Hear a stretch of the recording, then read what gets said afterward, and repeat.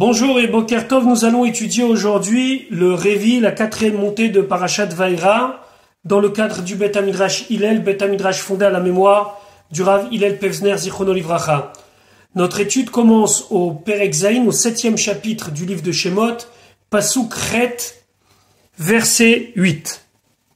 Sans plus d'introduction, nous allons enfin voir la rencontre entre Moshe Aaron et le pharaon, mais cette fois-ci, une rencontre qui va commencer la série des 10 plaies, puisque le premier miracle qui va être fait par Moshe Aaron devant le pharaon nous est relaté dès le début de notre montée. Pasuk Chet.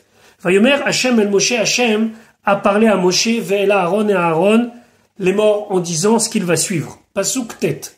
Ki yedaber, lorsqu'il va parler à l'Echem, à vous, Paro, donc le pharaon, les morts.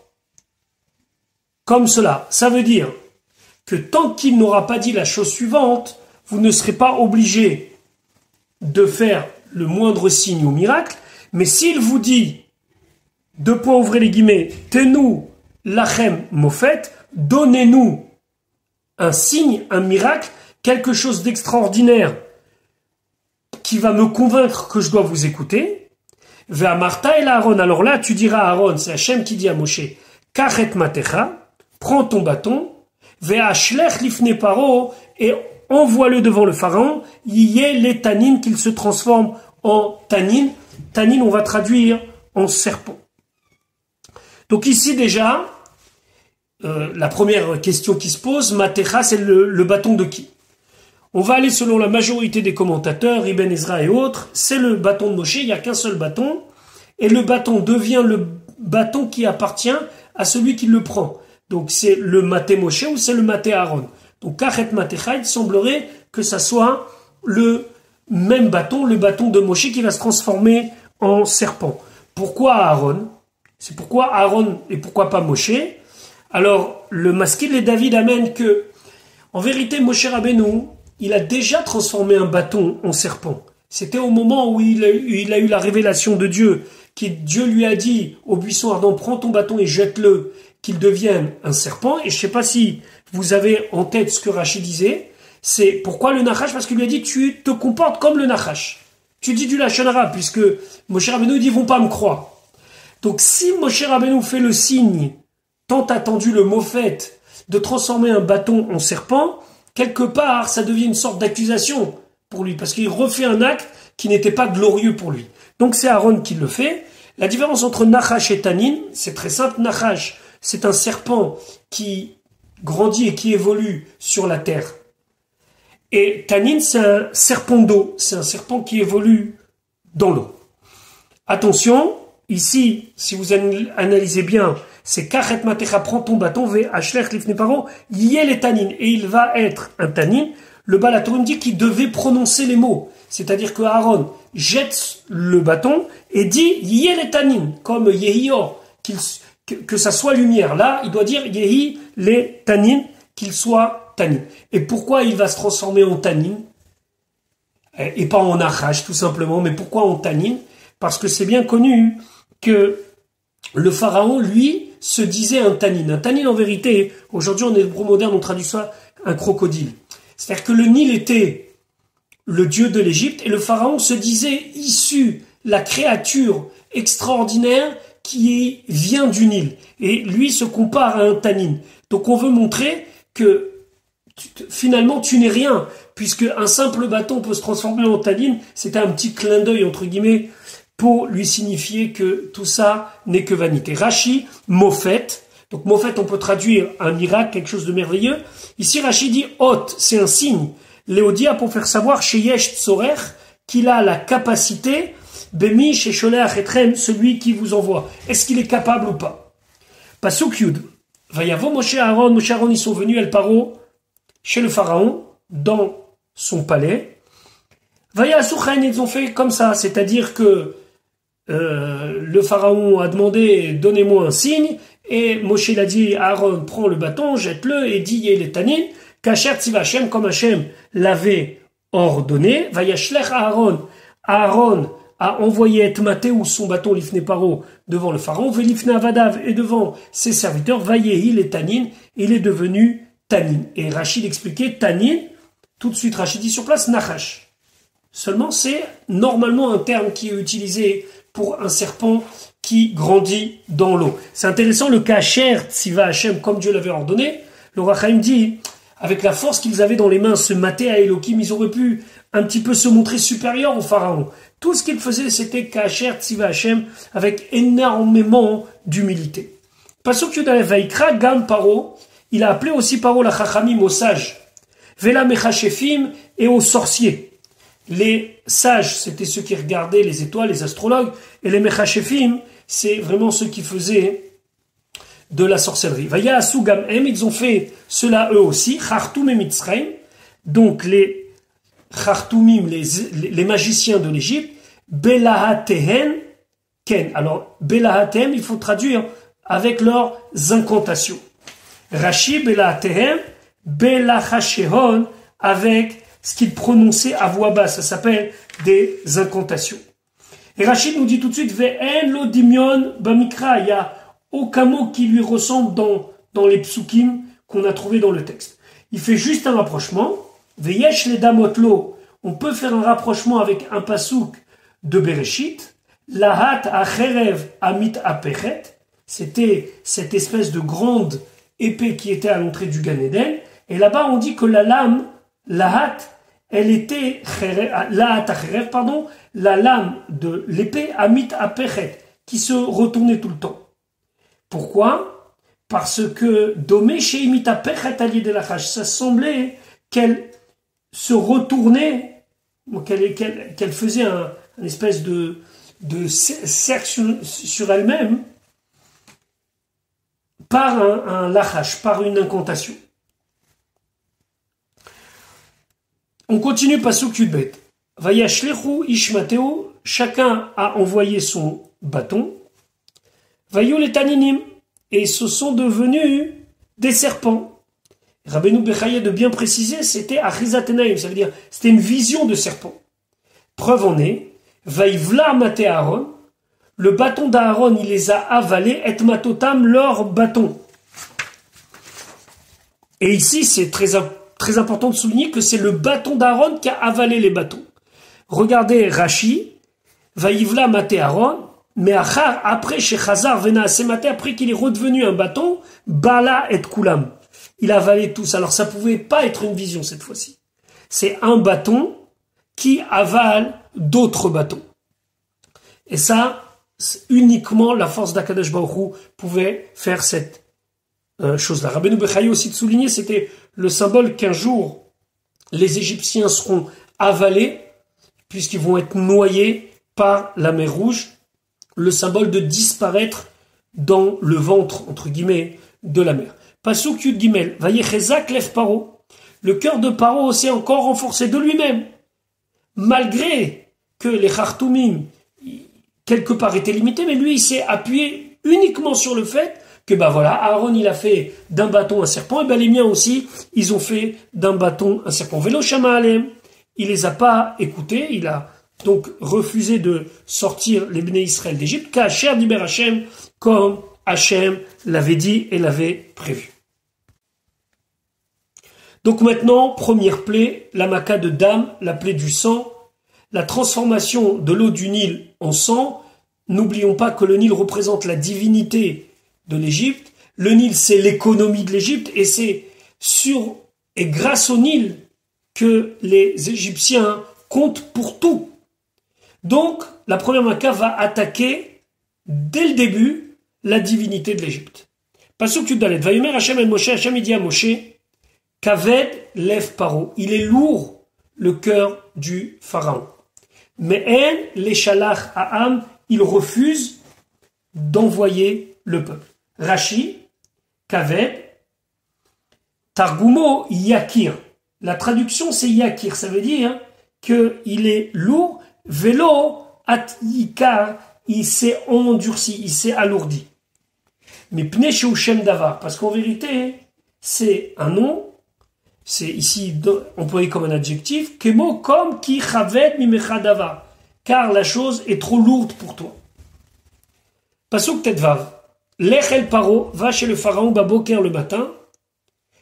Ine yotse amaima, voilà, il sort à l'eau, vers le Nil. Donc cette fois-ci, ils vont rencontrer le pharaon au Nil.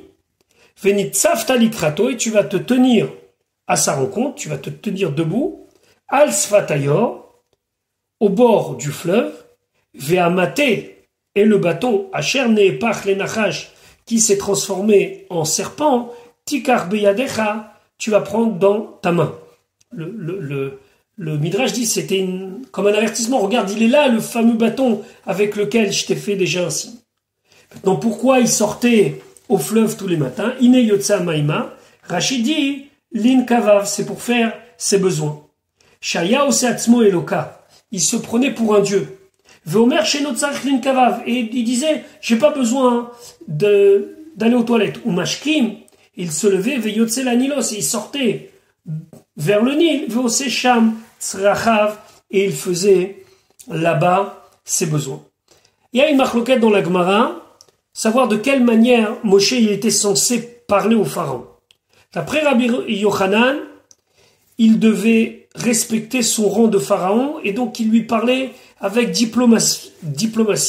D'après Resh Lakish, il disait c'est un rachat, et donc je dois lui parler de manière dure, de manière presque effrontée, tout en gardant un certain respect. Pasuk Tetzaïd, va Martha Elav, et tu lui diras Hachem, Dieu, Eloka Ivrim, le Dieu des Hébreux, chez la Chani Elecha m'a envoyé à toi les morts en disant le message suivant. Shalach et Ami, envoie mon peuple. Veya Avduni Bamidbar, ils vont me servir dans le désert. Veine, et voici, Loshamata, tu n'as pas écouté, ça veut dire que tu n'as pas accepté ad ko jusqu'à maintenant. Donc ad ko dans le sens simple, Rachid nous dit ad ena, jusqu'à maintenant.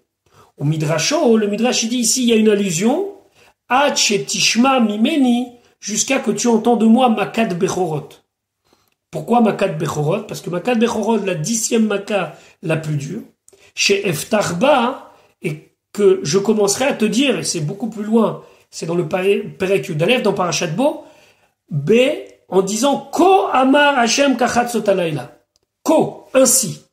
Et puisque le mot ko est employé dans la Makat Bechorot, alors ici le Midrash trouve une allusion. Ad ko, c'est jusqu'à que tu entendes Ko amar Hashem, c'est-à-dire jusqu'à Makat Bechorot. Pasuk Yudzain. Ko amar Hashem.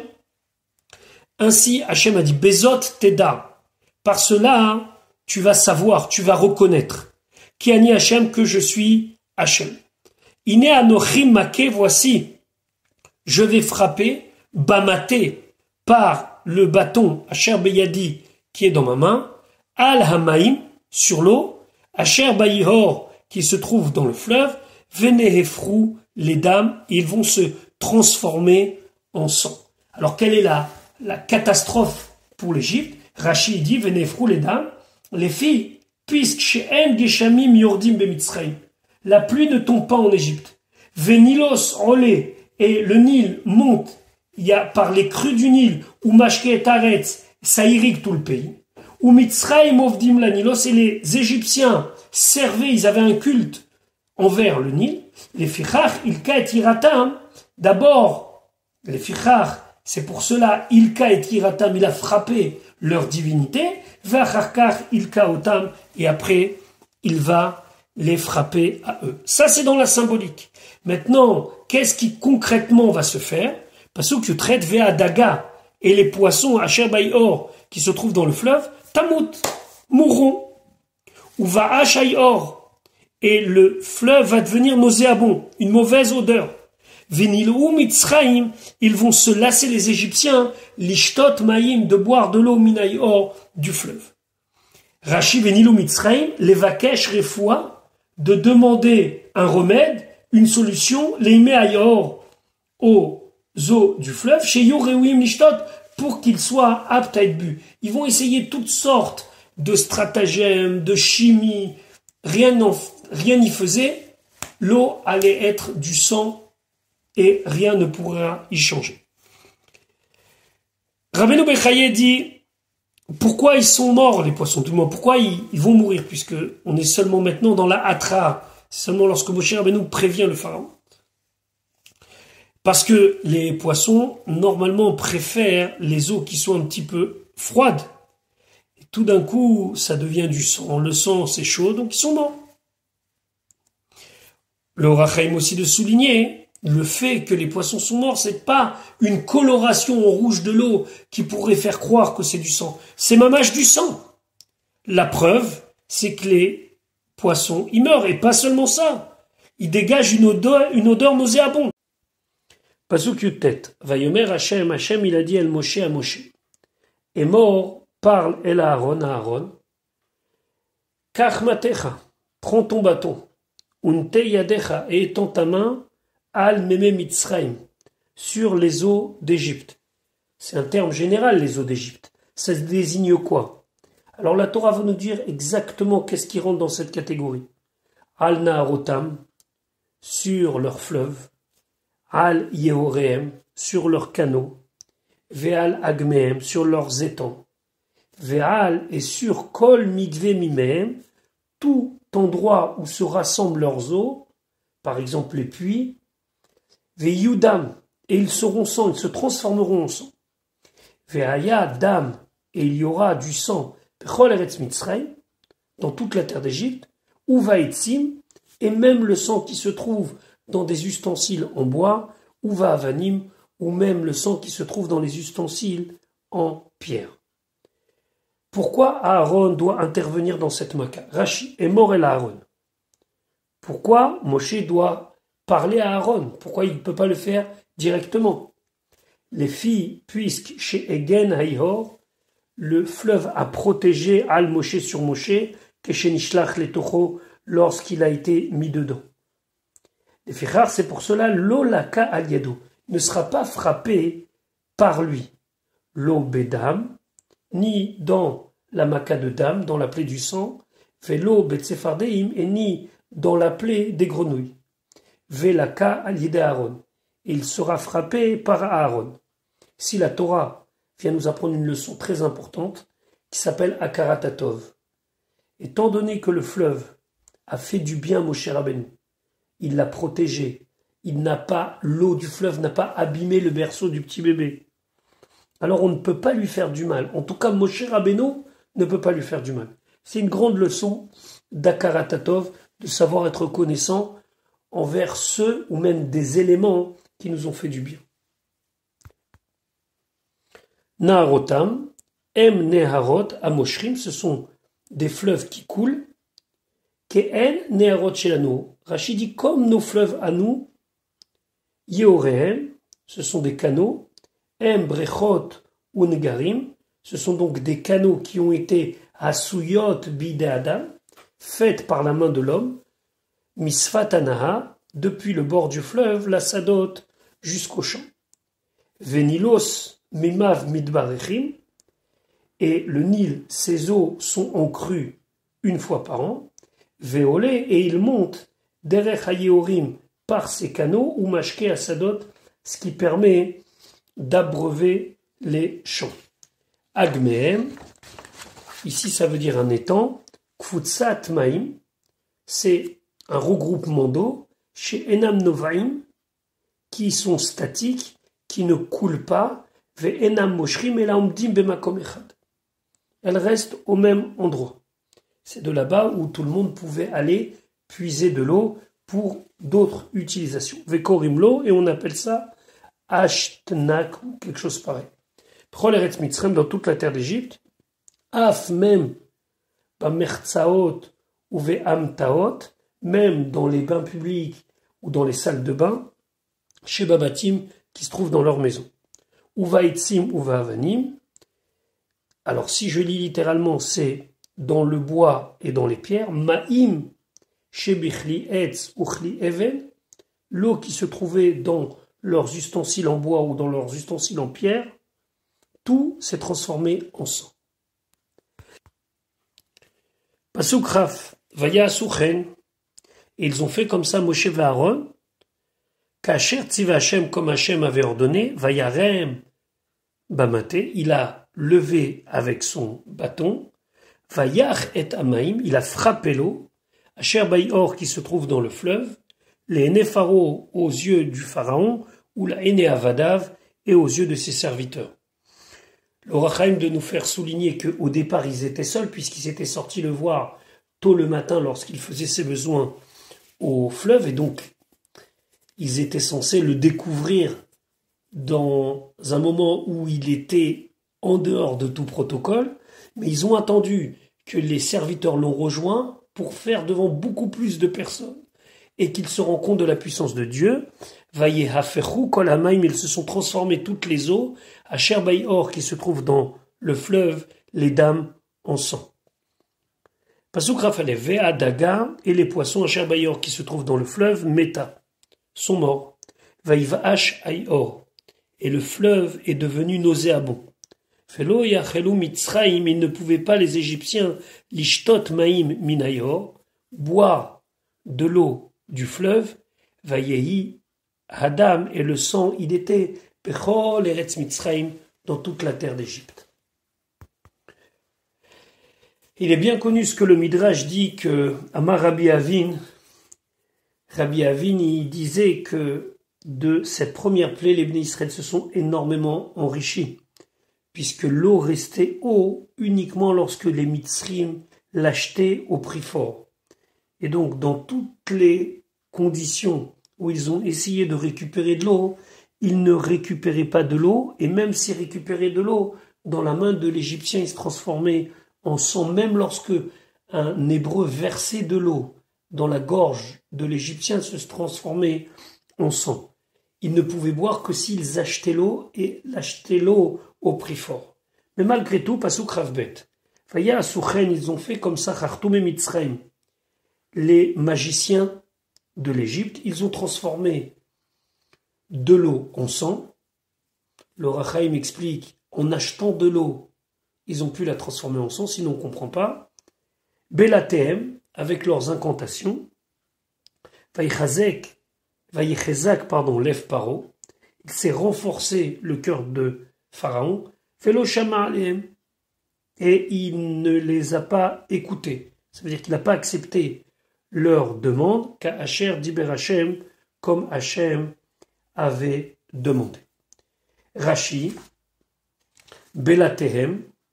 Alors Belatehem ici, c'est comme l'autre mot qu'on avait vu dans le Pasuk Yud Aleph, Belahatehem. Dans les deux cas, c'est lachash. C'est des incantations, des paroles qu'on dit à voix basse, Shomrim Oto, Balat ou Bechashai, qu'on dit en secret et avec une voix basse. Les Rabotenu Amroum et nos Chachamim disent non. Il y a une différence entre Belatehem et Belahatehem. Belatehem, Maaseh Shedim. Belatehem, c'est des incantations qui invoquent les démons. Belahatehem, Maaseh Kshafim. Belahatehem, c'est des manières d'agir pour faire de la sorcellerie. Vayichezak Lev Paro, s'est renforcé le cœur du pharaon. Sur quoi il a pris le courage de se renforcer? L'Omar de dire Aliede mechashefut atem osimken. Ce que vous faites, c'est de la sorcellerie. Teven atem machnisim le Ophraim. Est-ce que vous avez besoin d'amener de la récolte à Ophraim? Ophraim, c'était quoi? Ir Shekula Teven. C'était une ville où il y avait énormément de récoltes. Alors vous venez, vous, amener de la récolte dans une ville où il y en a énormément. Afatem Evi Mechashefut. Les Mitzrayim, vous amenez de la sorcellerie en Égypte. Shekula Kshafim, qu'elle est entièrement sorcellerie. Donc le pharaon, il n'était pas du tout impressionné. Pasuk Chaf Gimel. Vaifen, Paro s'est retourné.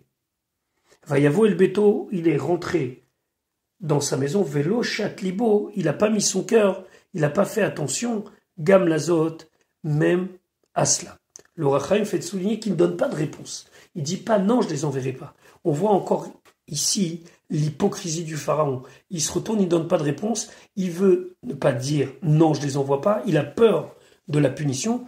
Donc, il fait semblant de rire. Gam Lazot, même à cela, à part les moffettes amaté chez Nefach Letanim, à part le fait qu'il avait déjà vu le miracle du bâton qui s'est transformé en serpent, Vélo Lazé Sheldam, et ni non plus il a fait attention à ce miracle de l'eau qui s'est transformée en sang.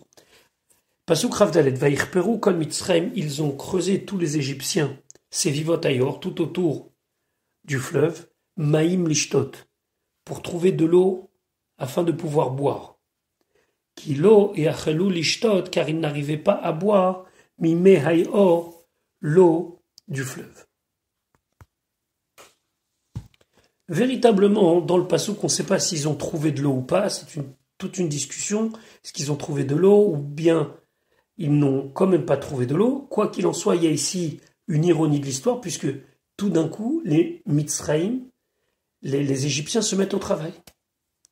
Ils sont, Vaïrperu kol Mitzraïm, toute l'Égypte creuse, ce qu'ils n'avaient pas fait depuis des dizaines d'années, voire des siècles, se mettre au travail.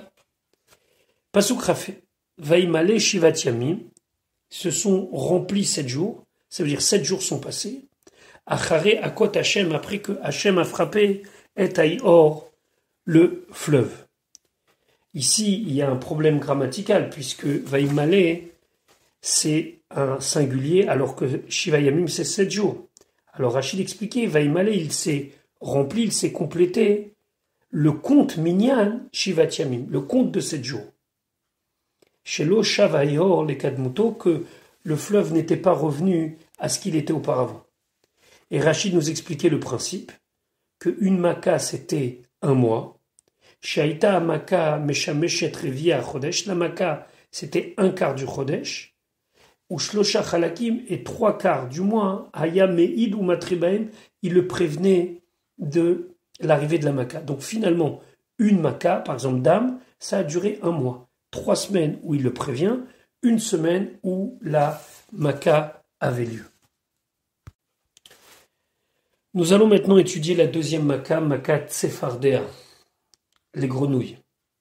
Les grenouilles font énormément de bruit. Les grenouilles peuvent réveiller ceux qui dorment, peuvent empêcher de dormir ceux qui le veulent. Ici, c'est quelque part une mida keneged mida, une vengeance, nous dit le Midrash Lekartov. Les Égyptiens qui s'acharnaient à réveiller tôt les Bnei Israël, à les empêcher de dormir par le travail, par les cris, par le stress, seront eux aussi punis quelque part de la même façon par le bruit des Tsefardéim qui jour et nuit viendront les empêcher d'avoir une vie normale. Pasuk Rava Vayomer Hashem el Moshe, Hashem il a dit à Moshe, Bo el Paro, va chez le pharaon. Mais en vérité, il faudrait traduire rentre chez le pharaon. Bien sûr, c'est avec Aaron, même si c'est pas précis dans le pasuk, mais le beau, ça veut dire que tu dois aller et rentrer, et le Rachaim de préciser sans autorisation, malgré qu'il y avait la garde rapprochée du pharaon, Moshe Aaron rentrait sans aucun protocole. Va Martha et là, tu lui diras, quoi Mar Hashem, ainsi Hashem il a dit, Shalach et Ami, laisse partir mon peuple, Veya Avduni, et ils vont me servir. Pasuk Ravzen, Ve'im Ma'en Ata, et si tu refuses. Littéralement, selon les règles grammaticales, il faudrait dire si tu es un refusant. On verra ça dans Rashi. Les chaléars de renvoyer. Donc, si tu refuses de renvoyer, Iné Anochi Nogef, voici que je vais frapper. Et kol gevulecha, toutes tes frontières, Betsephardeim, avec des grenouilles. Le Midrash dit que ça réglait beaucoup de problèmes de frontières, puisque certains pays limitrophes se disputaient avec l'Égypte sur la véracité de telle ou telle frontière. Les Tsephardeim s'arrêtaient pile à la frontière de l'Égypte, donc ça permettait à chacun de savoir exactement où était le pays de Couche et où était le pays de l'Égypte, par exemple. Ve'im ma'en ata. Ici, c'est la racine du mot, c'est refuser. Mais si on veut traduire exactement, c'est Ve'im sarvan ata. Si tu es un refusant. Parce que ma'en, c'est comme memaen, nous dit Rachid. Ma'en kmo memaen. Memaen, ça veut dire mesarev, quelqu'un qui refuse. Et là, seulement, kina adam al shem amafil. Il dit, il prénomme le nom selon ce qu'il fait, selon l'action. Donc, comme il est en train de refuser, il est memaen, il devient maen, un refusant. Comme au chalev, comme dans Yav on dit chalev, ça veut dire c'est quelqu'un qui est calme, chaquette. Sar vezaev, quelqu'un qui est en colère. Donc ici, l'action devient la forme à laquelle par laquelle on désigne la personne. Continuons dans Rashi, Nogef et kol gevulecha, ça veut dire maké, je frappe. Vechen kol lashon magefa, ainsi à chaque fois qu'il y a le mot magefa, eno lashon mita, ça veut pas dire tuer. Et là, lashon maka, simplement ça veut dire frapper. Vechen, ainsi on a trouvé dans Parashat Mishpatim, venagefu ishara. Ils ont bousculé, ils ont frappé une femme enceinte. Eno lashon mita, ça veut dire qu'ils l'ont tué. Vechen, ainsi, il y a un pasouk dans Yirmia. Yirmia fait ici une remontrance au Bnei Israël.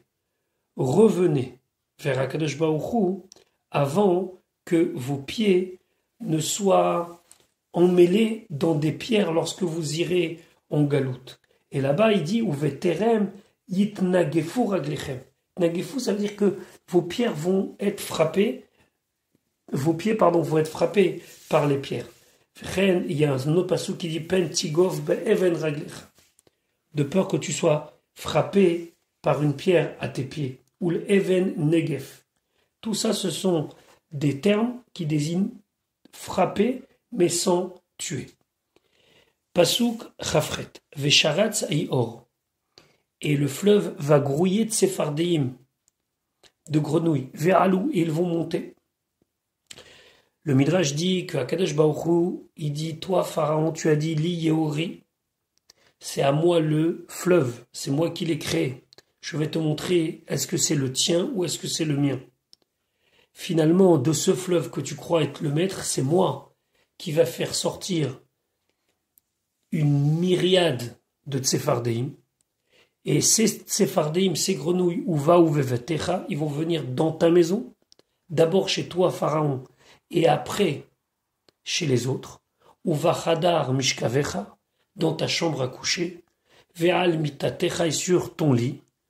Et après, ou bevet avadecha, dans la maison de tes serviteurs, ou ve'amecha, puis dans la maison de ton peuple, ou ve'tanorecha, puis dans vos fours, ou ve'misharotecha, puis dans les pétrins. Ils ne pouvaient pas manger. Dès qu'ils pétrissaient, il y avait des tsephardim. Mais même quand ils arrivaient à pétrir et qu'ils enfournaient, les tsephardim, les grenouilles se jetaient dans le four. Ve'alou, et ils vont monter Minaï Or, du fleuve. Bevetecha, dans ta maison, Ve'acharkar bevet avadecha. Et après, dans la maison de tes serviteurs. Pourquoi? Ou itril be'etza trila, c'est lui qui a commencé à donner l'idée. Fayomer Elamo, il a dit à son peuple, Avan et Malo, venez, on réfléchit sur le destin d'Ebné Israël, ou Mimenu itrila pour Anout. Et c'est de lui que commence la punition. Rashi cite ici la Gemara de Sota. Pasuk Raftet, ou Vecha, et en toi, ça veut dire à l'intérieur des intestins, ou Ve'amecha, et dans ceux de ton peuple, ou Vechol Avadecha, et dans ceux de tous tes serviteurs, Ya'alou, Atsephardeim, vont venir, ils vont monter les Tsephardeim. Rashi, ou Vecha, ou Ve'amecha, Betor Mimehem, Nichnasim, y rentrer dans leurs entrailles, au Mekarkerim, et ils faisaient du bruit. La traduction du mot Mekarkerim, c'est coasser. Perekret Pasuk Aleph. Vayomer Hashem el Moshe, Hashem a dit à Moshe, et mort el Aaron dit à Aaron, Nete et yadecha, étends ta main bematecha, avec ton bâton. Toujours la même idée, Moshe ne peut pas, par Akaratatov, par reconnaissance, frapper le fleuve, donc c'est Aaron qui va le faire. Quand il étend sa main, Ibn Ezra, ça veut dire qu'il étendait sa main avec le bâton vers tous les points cardinaux, pour bien montrer que c'est de tous les endroits de Mitzrayim que devaient venir les Tsephardeim, les grenouilles, et pour aussi montrer à tous que c'est l'action de Aaron qui déclenchait la plaie. Et d'ailleurs, le Riskouni nous dit que dès qu'il tendait son bâton, les grenouilles arrivaient.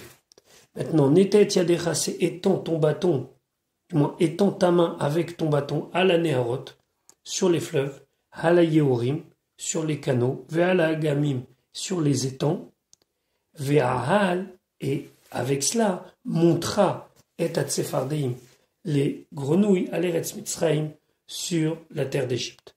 Pasuk bet. Vayet Aaron et Yado, Aaron il a étendu sa main, Al Meme Mitzraïm, sur les eaux d'Égypte, Vata'al, et elle est montée à Tsefardea, la grenouille, Vatechas, et elle a recouvert et Eretz Mitzraïm, la terre d'Égypte. Alors bien sûr, ce singulier, la grenouille, nous interpelle. Rachid expliquait, Vatal à Tsefardea, Tsefardea achat, une seule grenouille, Aïta elle était. Vehayuma kimota, et il a frappé. Ve'ima tezet, nechilim nechilim, et elle faisait sortir d'elle, à chaque fois qu'on l'a frappée, nechilim nechilim, des groupes et des groupes, des essaims et des essaims de grenouilles. Zeu midrasho, ça c'est le midrash qui est amené d'ailleurs dans la Gemara. Ou pshuto, d'après le sens simple, yesh lomar, Sherut Sephardeim, Koré, Lachon, Yechidut. Quand il y a une multitude de choses, alors on donne à cet ensemble de choses, comme ici, tout ce groupe de Sephardeim, on lui donne une appellation au singulier. Comme si on pouvait dire de l'herbe, alors qu'il y a énormément de brins d'herbe. La même chose ici, on dit Tsefardea pour désigner énormément de Tsefardé. Fechen Vatei Akinam, d'ailleurs, plus tard on le verra, Vatei Akinam concernant la vermine. Arechisha, c'est un groupe d'insectes qui est considéré comme unique au singulier, alors qu'il y a une multitude de choses à l'intérieur de ce groupe. Rachid de ramener un mot en vieux français, pédoulier. Af, il y a la même chose, Vaté à la Tsefardea, elle est montée, la grenouille. Alors Rachid a amené un mot qui ressemble plus ou moins à notre grenouille d'aujourd'hui, grenouillère. Donc ça veut dire un groupe de grenouilles qu'on désigne au singulier, mais qui sont en vérité une multitude de grenouilles. Pasuk Gimel. Vayasu chen achartum, ils ont fait comme ça, hein, les sorciers, Belatehem, par leurs incantations.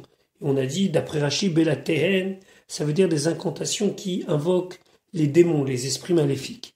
Vaya'alou, et ils sont montés à Tsephardeim, les grenouilles à l'Eretz Mitzraïm, sur la terre d'Égypte.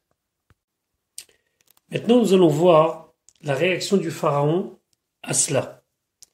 Pasuk Dalet, Vaikra, Pharaon, il a appelé les Moshe à Moshe ou Aaron et Aaron.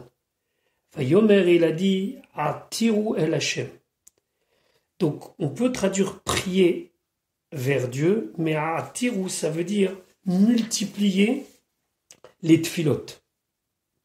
C'est pas simplement prier, c'est faire de nombreuses prières.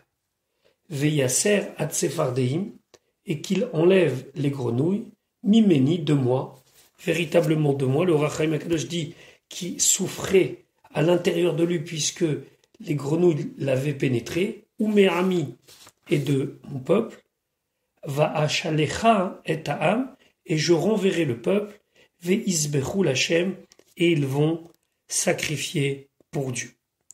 Pasuk et Vayomer Moshe les pharaons, Moshe il a dit au pharaon, Itpaer alay, est-ce que tu comptes te glorifier sur moi? On verra ce que ça veut dire exactement dans Rashi. Les matailles, à quand? À Tirlecha, je vais prier et multiplier les tfilotes pour toi, Vela avadecha, et pour tes serviteurs, ou les amecha, et pour ton peuple. Les achita tsefardim, pour enlever les grenouilles, mimecha, de toi, ou mi batecha, et de tes maisons, rak baye or tisharna, seulement dans le fleuve, elles vont rester. Rachid expliquait, Itpaer alay. Kemo, c'est comme un pasouk dans Ishaïa qui dit, Itpaer, agarzen, alachotsefbo, est-ce que la hache va se glorifier sur celui qui l'utilise? Et donc voilà comment Moshe Rabbeinu s'est adressé au pharaon. Mishtabeach lomar, tu te glorifies en disant Ani gadol mimcha, je suis plus grand que toi. Et là, il y a un mot en français qui est proche de nous, vanitaire, la vanité. Vechen itpaer alay. Ishtabeach leitrakem velishol davar gadol. Tu te glorifies. En vérité, tu deviens orgueilleux de penser, me demander quelque chose d'important, velomar shelo lochol la'asoto, et de dire, il pourra pas le faire. Donc quand tu me lances un défi, entre guillemets, en me disant, priez pour que Hachem enlève les grenouilles, tu crois quoi? Que j'en suis pas capable. Les matai à attir lecha. On va fixer des règles. Rachid expliquait, et Hacher à attir lecha ayom, sur le fait que je vais prier aujourd'hui, à la chatat, à Tsefardeim, sur le fait que Hachem va t'enlever les grenouilles, les matai tirtse chez Ikardu. Dis-moi quand est-ce que tu veux qu'elles soient enlevées. Je vais tirer et tu verras. Imashlim devari la moed chez Tikvali. Est-ce que je vais arriver à faire au temps où tu me l'as fixé ce que tu m'as demandé? Et ça, Rachid l'apprend du mot les matai. Il onema mataya atir. Si c'était marqué quand dois-je prier, ayamashma aurait signifié matai et palel. Quand est-ce que je vais prier? Arshav chez Neymar, mais maintenant que c'est marqué les matai, à quand, mashma, ani hayom et palel alecha. Moi, aujourd'hui, je prie pour toi, chez Ikartu Atsefardeim, que les grenouilles partent. Lazman chez Tikva alay. Au moment où toi tu me diras, où tu me fixeras que tu veux qu'elles partent. Et mort les ayom tirtse, dis-moi quel jour tu veux, chez Ikartu, qu'ils partent. Rachid maintenant va très rapidement nous expliquer une règle grammaticale concernant la racine ater, aïn, tavresh, et Rachid de nous dire aatir, aatiru, ve'atarti, l'oneemar, et on ne dit pas, et aetar, y trouve ve'atarti. Pourquoi? Mipne shekol lachon eter. À chaque fois qu'on a la racine du mot eter, ça veut dire arbot pelel ou, multiplier les tfilotes. Fait qu'acher yamer, et c'est comme si on disait arbou, arbe, virbeti lachon mafil. C'est fait en sorte que ça devient nombreux. Car yamer, la même chose qu'on dit aatir ou veitarti, dvarim, ça veut dire faites en sorte qu'il y ait beaucoup de paroles, beaucoup de tfilotes. Ve'av le kulam, et si on veut le principe de base qui est enseigné dans un pasouk, c'est marqué atertem alay divrechem. Vous avez multiplié sur moi ou devant moi vos paroles, ça veut dire irbetem. Vous avez fait multiplier les paroles et les tfilotes. Donc c'est ici pour expliquer la forme grammaticale du mot atir. Pasouk vav. Vayomer, et il a dit, le pharaon, les machar, pour demain. Vayomer, il lui a dit, kidvarecha, ce sera comme ta parole.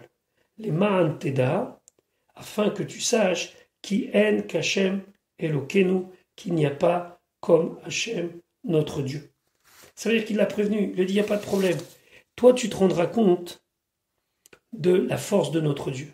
Vayomer les machar, il lui a dit, demain, pour demain, itpalel layom, prie aujourd'hui, chez Karetou les machar, qu'il s'en aille le lendemain, mais ceci est réservé pour la 5e montée de la paracha, le Chamishi. Je vous souhaite une bonne journée et Bezrat Hashem à demain.